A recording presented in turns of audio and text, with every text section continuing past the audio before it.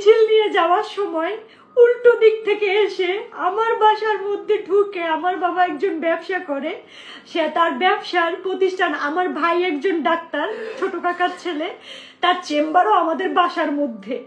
এই চেম্বারের মধ্যে ঢুকে আমাদের পুরো ভাইঙ্গা চুইরা কিচ্ছু রাখে নাই, আমার কাকাকে খুঁজতেছিল, আমার ভাইকে খুঁজতেছিল, মানে এরা কোথায়। আমার মা বাইরে ছিল, আমার মা শুধু নিরুপায় হয়ে দাঁড়ায় দেখতেছে যে ঘরে ফ্যান বলেন, খাবার জলের জগ বলেন, একটা একটা গ্লাস বলেন, কিচ্ছু রাখে নাই, পিটাই ভাইয়া ফেলাইছে। বাবা যতটুকু পারছে ছবি তুলছে এবং বাবারে মারছে, বাবার গায়ে হাত দিছে।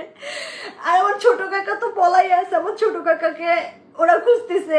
মানে আমরা কতটা নিরুপায় আজকের এই ছাত্রদের কারণে। আমরা এখন কি দেশ ছেড়ে নিজের জায়গা জমি ছেড়ে কি আমরা ইন্ডিয়া পালাই যাবো, এটা মনে করতেছে সবাই। কেন ইন্ডিয়া যাব? আমরা স্বাধীন দেশে বাস করি না?